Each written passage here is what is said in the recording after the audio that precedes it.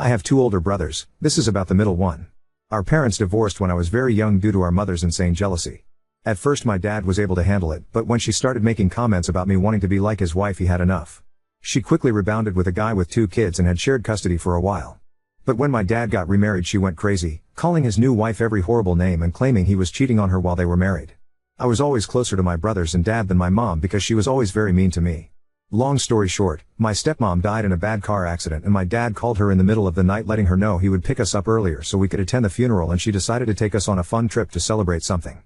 It was the happiest we've ever seen her, and when we realized what happened and started crying she told us only worthless people cry for WH/S. Needless to say, things went nuclear and my dad asked for full custody with visitation for her. He always left the line of communication open and paid for us to visit her when she moved away, but it was still very bad, and as soon as we turned 18 we started to lower contact with her. Last time we saw her was on my HS graduation, where she made a point of letting everyone who would hear we were ungrateful kids, and her HB would call us bad names too. Been NC since then. My brother Sam started dating his ex 3 years ago. She has heard all the stories and the reasons we are NC, but she believes we are just dramatic. They had many issues due to her opinions, but she eventually seemed to drop the "you need to reconcile with your mother" crusade. During the wedding planning there was no indication of things going wrong or fishy. Then we got to the church and lo and behold mom, HB and 2 kids were sitting at front. I immediately panicked and called my brothers. Sam thought maybe somehow she found out and wanted to crash, so he called his ex to let her know of the potential drama, but she told him it was fine since she invited them. Sam hung up and asked me to go get him while oldest brother dealt with things at the church. We went home and barricaded ourselves there even when his ex, her family, friends, etc. came to try and make sense with him. Mom's HB even called and said he always knew we were worthless. Now that the dust has settled most of Sam's friends are on his side and so is most of our family. Dad's ex's parents already threatened to sue for the money they paid if he doesn't marry her, but Sam says he rathers pay them back for their contribution than marry someone that betrayed him. My nuclear family 100% supports Sam, but the backlash has been huge. Edit, you guys just reassured us all, thank you. Some have commented about it, but no, she has not apologized. She even went so far as to text my oldest brother Joe that she thought it would be a good wedding present for my brother to her since she values family. My dad bought them a house as a wedding present, but only Sam is on the deed. She did have keys for when they moved there, but they just had the locks changed today, and Joe and some cousins are taking everything Sam owns from her flat during this week. We aren't worried about being sued, but we'll consult a lawyer just in case. We also heard mom and her family are still in town, but since we are all staying at our childhood home for a few days we don't care. My dad is sad that Sam is heartbroken but is trying to cheer him up along with my boyfriend and my sil. I had to delete/deactivate my SM because I kept getting nasty comments and messages, but the more people learn the reason Sam run away, the less it gets. I am still sorry she felt humiliated, but my brother comes first. Edit 2, we are 34, 32, and 28. Ex-Sil is 30. Not in the US. I asked Joe about the church aftermath and it was just as I expected it. He says he stood up in front of everybody and told them Sam was not coming and to please go home and all their gifts delivered to our side of the family will be given back ASAP.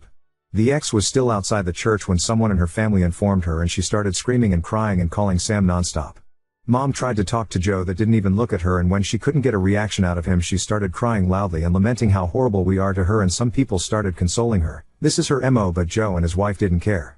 When they went out of the church the ex was expecting them and demanding to see Sam, but Joe said no. Then she demanded to know what to do with the party and he said if she didn't want the venue he would arrange for the food to be donated to the staff there so it wouldn't go to waste. Everybody was screaming except Joe because he didn't want to give mom the satisfaction. They, Joe plus Sil, came home after stopping at the supermarket and some fast food joints, and we have been inside like we are kids again, plus 2 more members. We asked Sam if he wanted them to go, but he said he wanted them there. We had all taken time off to spend family time after the wedding anyway, so it's not a problem at the moment. When the ex came to the gate we knew she was not going to use the venue, so my Sil called them with Sam's info, told them to take the food, and also sent them some tips for their trouble. It seems we will get back all the alcohol that my dad paid for, so we will have a very drunk end of the year. A couple of people messaged me asking why did our dad ever marry our mom, and the answer is he really loved her and believed she was the nicest person ever. Turns out she wasn't, but she knew nobody, except I guess her nasty husband, would marry her unless she pretended to be nice. He considered staying with her until we were adults, but she kept getting worse. She used to get very nice and he thought she was changing and then she would change again. As per my ex-Sil, we have no doubt that she believes mom is a nice person that has ungrateful children because she is extremely charming, and for some people it's funny to make fun of others as long as it's not directed at them, but it still doesn't excuse ex.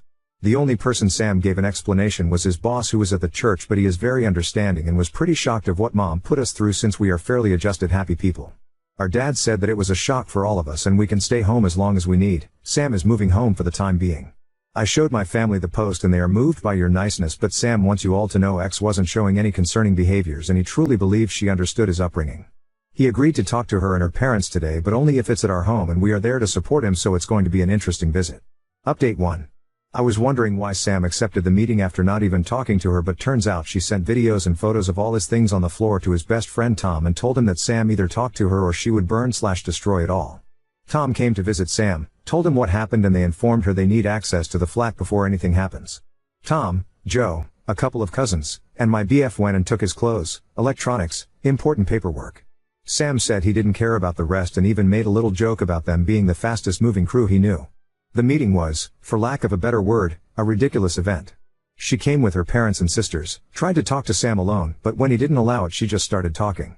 Not once did she apologize. She said it's not her fault, we don't understand the value of a real family and we were raised to hate mothers. That her only intention was for Sam to learn to value mothers because she was scared he would take her children away from her, because that is what he was taught to do. Sam didn't say anything until she threw that this family is like a cult and you are a terrible father, looking at my dad. As you may imagine, this is a sore spot for all of us and we don't allow insults towards our dad under any circumstance.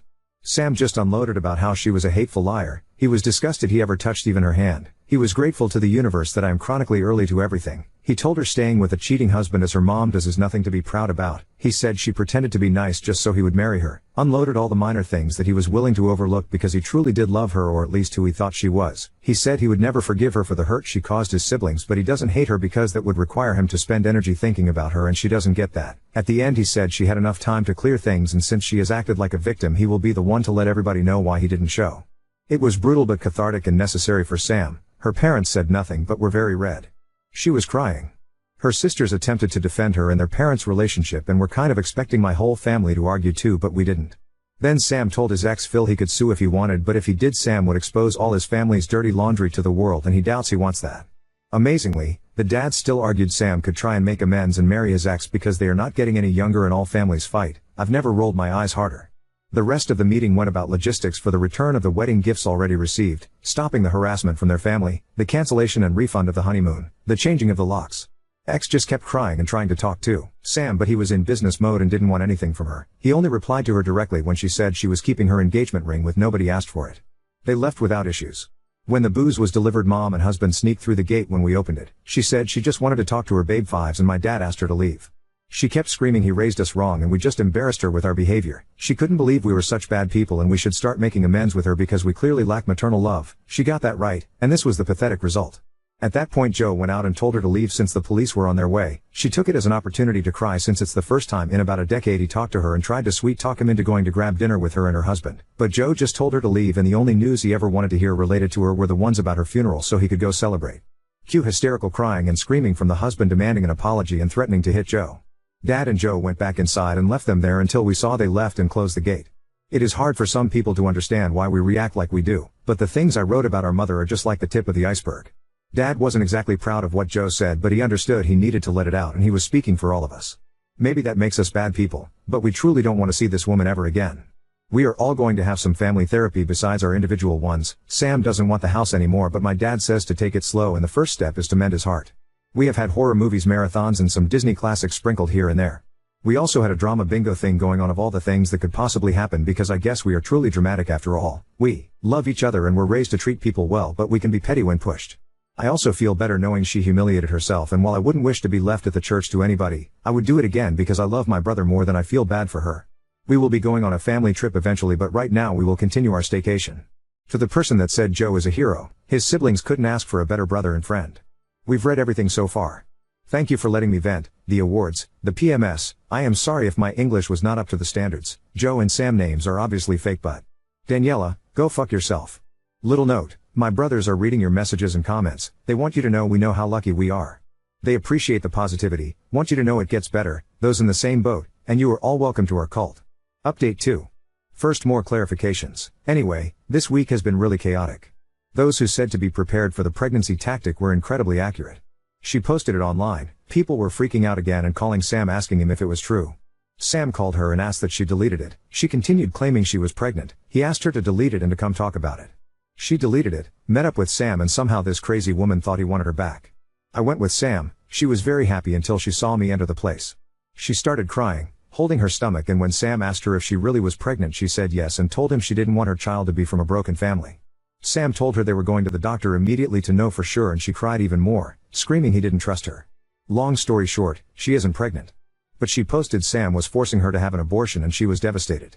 As you may imagine, this was a horrible thing to say. People were calling Sam because they are so whiplash. Ed from the drama, they don't know what to believe anymore. When my sil Anna found out about the posts and the meet she called Daniela. I am unsure what was said in that conversation, but I also never saw Anna this angry.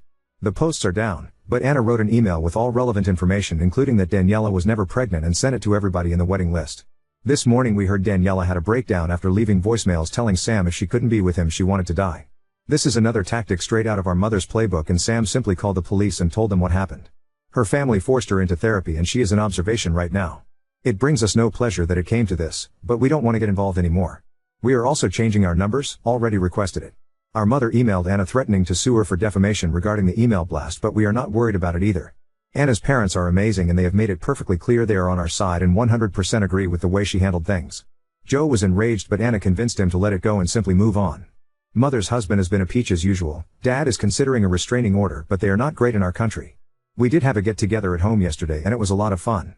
There was karaoke, dancing, nice food and drinks, games, and bouncy house because why not? We love them. Most people avoided the topic of the wedding in the posts, but those who brought them up did tactfully. Dad had already given away a lot of the alcohol to his employees. They got to choose what they wanted and got a bottle each. He is also adding bottles into his Christmas baskets this year.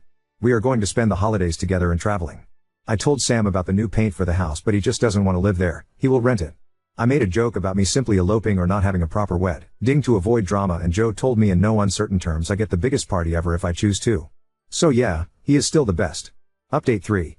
Anyway, I checked the last update and I can't believe it was only in early November. I have mainly good updates for you. Sam is doing well. He is taking time off work. His boss is very understanding about him needing time and told him he can always come back there. He is still living with Dad and has savings, so he is not worried about that aspect. He is running now and has decided to run a marathon next year. He is more and more his goofy self and is doing renovations at home, or in other words, Dad and Sam are trying to paint some rooms and do murals. It is hilarious and they have a lot of fun. Daniela wrote him a letter but he sent it back. The house was put on the market as a rental and he is okay with it. I am engaged. It turns out it has been months in the making, and when I made the joke about eloping, my future husband Matt panicked. I discovered the plan. He spoke with Sam, who already knew of the plans, because he didn't want to make him uncomfortable, but Sam said it would actually make him uncomfortable if he didn't.